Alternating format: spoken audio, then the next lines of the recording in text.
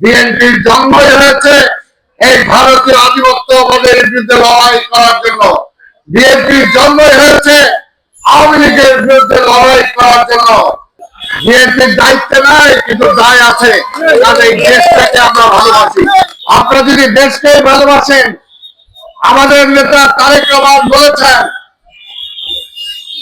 জনগণের ভোটে আমরা যদি এককভাবে নির্বাচিত হই, তারপরে আন্দোলনকারী সকল শক্তিকে নিয়ে আমরা সরকার গঠন করব। কারণ এই সরকার চালাতে হলে দেশের যে অবস্থা সবকিছু ভেঙে চলে চুরমার করে দিয়েছে ফ্যাসিবাদ। কাজে এখন সবাইকে নিয়ে ঐক্যবদ্ধভাবে দেশ পরিচালনা না করলে এই দেশকে আমরা রিপেয়ার করতে পারবো না। তাহলে এটা বলার পরেও কেন আপনারা বিভক্তি করতে চাচ্ছেন? কেন বিভক্তি রাজনীতি করছেন? কেন একটা দুর্বল সরকার আপনারা চান? দুর্বল সরকার হলে নেপালের মতো অবস্থা হবে, কয়েকদিন পর পর সরকার পাল্টাবে। কিন্তু দুর্বল সরকার হলে ওই খুশিদের বিরুদ্ধে কেউ কথা বলতে পারবে না। দুর্বল সরকার হলে ওই যে বাংলার যারা রোহিঙ্গা যারা এসেছে তাদেরকে এই দেশ থেকে বিতাড়িত করা যাবে না। দুর্বল সরকার হলে আমার ন্যায্য পানির হিস্সার জন্য আমি দাবি করতে পারবো না। দুর্বল সরকার হলে এই দেশের পররাষ্ট্রনীতি দুর্বল হবে, কখনো সাহস করে সত্য কথা বলা যাবে না। দুর্বল সরকার হলে স্বার্থে পুনরায় ফিরে আনা যাবে না। তাই তারা দুর্বল সরকার চায় কারা? যারা ভারতকে প্রতিষ্ঠা করতে চায়। তাই ভাই আমার পরিষ্কার কথা, বিএনপির জন্মই হয়েছে এই ভারতীয় আধিপত্যবাদের বিরুদ্ধে লড়াই করার জন্য। বিএনপির জন্মই হয়েছে আওয়ামী লীগের বিরুদ্ধে লড়াই করার জন্য। বিএনপির জন্মই হয়েছে কে বাম কে ডান সেদিকে না। বিএনপি হলো একজন মধ্যমপন্থী দল। আমরা বামেও যাই না, আমরা ডানেও যাই না। তাই বলতে চাই, বিএনপির সময় সকল ধর্ম বর্ণ জাতি উপজাতি যারা আছে তারা শান্তিপূর্ণভাবে বসবাস করতে পারে যখন বিএনপি ক্ষমতায় থাকে। আজকে দুর্গা পূজা আসছে সামনে।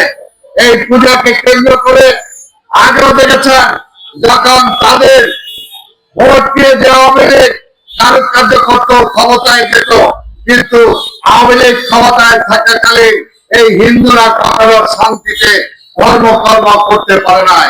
তাদের মন্দিরের জায়গা দখল করেছে আওয়ামী লীগ, তাদের মন্দিরের স্বর্ণ অলংকার চুরি করেছে আওয়ামী লীগ। তাই আওয়ামী লীগের কাছে কোনো কিছুই নিরাপদ না, বিএনপির কাছে যেটা নিরাপদ।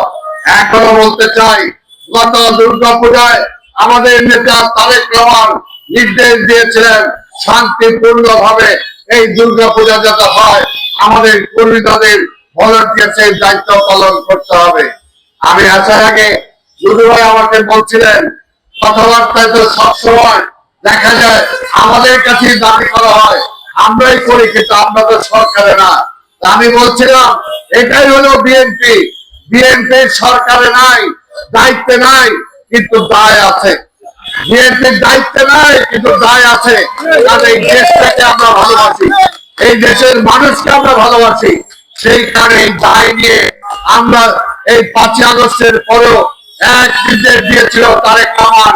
গত 17 বছর আমাদেরকে যেভাবে জ্বালিয়ে পুড়িয়ে মেরেছিল, গুলি করে মেরেছিল, হত্যা করেছিল, জখম করেছিল, বন্ধু করেছিল, গুম করেছিল, জেলে দিয়েছিল, তারপরও শেখ হাসিনা চলে যাওয়ার পরে তারেক রহমান নির্দেশ দিয়েছিলেন কোথাও একটা আগুন জ্বলবে না, কোথাও একটা তোমার জায়গা দখল হলেও তুমি দখল করতে যাবে না।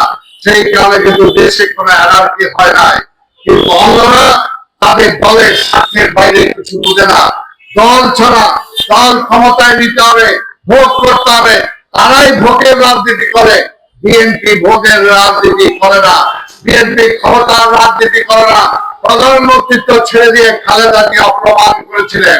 এবারও তারেক রহমানকে সবাই বলেছিলেন ক্ষমতায় শেয়ার করার জন্য এই 5ই আগস্টের পরেও, কিন্তু তিনি বলেছেন না, আমরা একটা অন্তর্বর্তীকালীন সরকার চাই, একটা নির্বাচন হবে, সেই নির্বাচনে জনগণ রায় দিলেই আমরা ক্ষমতায় যাব।